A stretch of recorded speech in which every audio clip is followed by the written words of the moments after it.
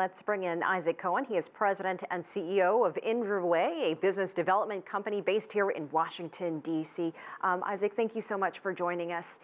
Is this a positive sign that these talks are continuing into a third day? How are global economy watchers and business leaders watching the developments in Beijing?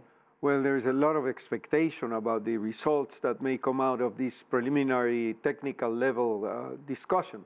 I think that the aim should be to try to strengthen the rules-based system of international trade. And I think for that, you need to strengthen the World Trade Organization.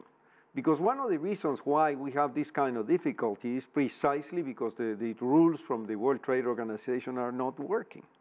Are you optimistic that they can get there? Oh, I am. And I think China has a lot of interest to obtain a certification on the part of the WTO that now it has become a market economy. Because that's important. Once you become a market economy, you cannot be the victim of these unilateral moves, whereby tariffs are put against you and then you have to reciprocate, and that kind of back and forth that we've been seeing recently.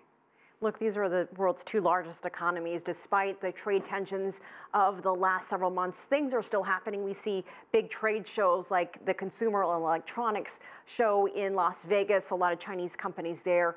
Business is still being conducted. What is your take on all of that? Well, business, has a capacity to adapt. But one of the things that business needs is certainty, that the rules are going to be observed. If one of the members decides to put tariffs against the other, there have to be rules. This has to be done according to rules. And the WTO, the World Trade Organization, has the rules. The only thing you need to do is everybody needs to accept the rules and live by them. What do you make of all of the other things happening on the sidelines of these trade talks? The U.S. president is very busy here in the United States with some domestic issues, the government shutdown. We're also seeing geopolitics with what's happening on the Korean Peninsula. Kim Jong-un is in China.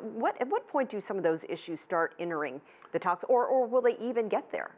Well, the hope is that they keep separate, that politics does not interfere into the economics, because once politics gets into the economics, then the economics just doesn't work.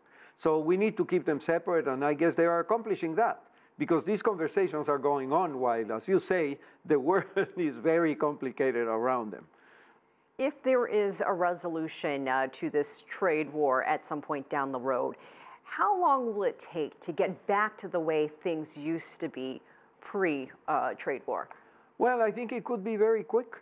It could be very, very quick, because what you have to do is you need to dismantle obstacles that you have created yourself. It's not that these are obstacles that are insurmountable. No, they are. It's very easy. They are very easy undone. So this is what we need. All right, Isaac Cohen, always great to hear your thoughts. Thank you for joining us. My pleasure, Elaine.